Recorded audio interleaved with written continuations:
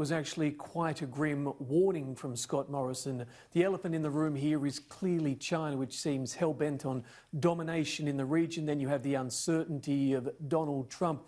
This is being called a significant change in our defence policy, a reorientation of our defence structure. Scott Morrison saying peace cannot be taken for granted. They are very serious words. He's also significantly boosted our defence spending and acquired new weapons. This is what Scott Morrison had to say around half an hour ago, warning of an uncertain world. Even as we stare down the COVID pandemic at home, we need to also prepare for a post-COVID world that is poorer, that is more dangerous, and that is more disorderly. We have been a favoured isle with many natural advantages for many decades.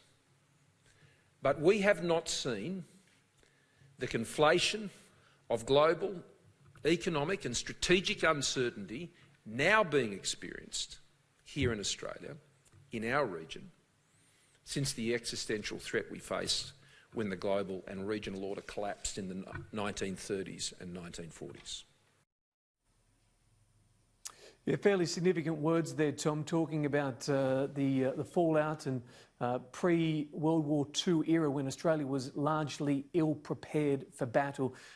Scott Morrison's announced, or the government's announced, in effect, as we try and boost our military capability and make sure we pack a much more significant punch, that we'll be buying long-range anti-ship ballistic missiles. What do these new weapons do? Well, the current ballistic missiles we have reach a distance of 124 kilometres.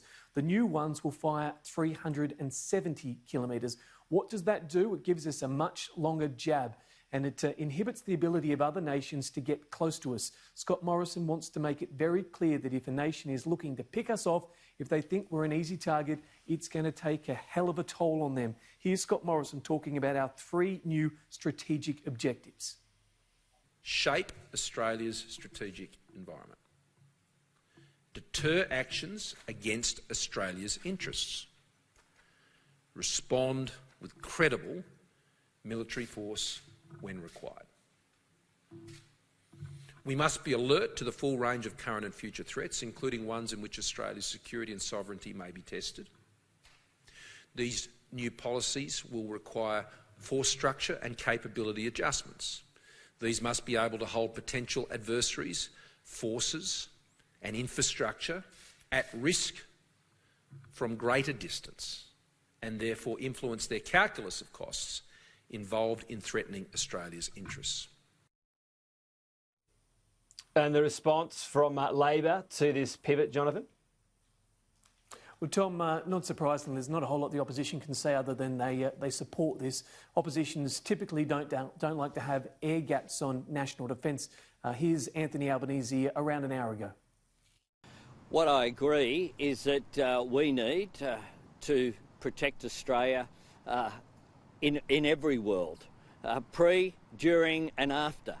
And that should be a priority in terms of our defence. Yeah, Tom, this will take our defence spending well over the 2%. Our defence budget now looking at $270 billion over the next 10 years. No doubt Scott Morrison's very proud of this one, but as I said, there are a number of significant, grim warnings in his speech today.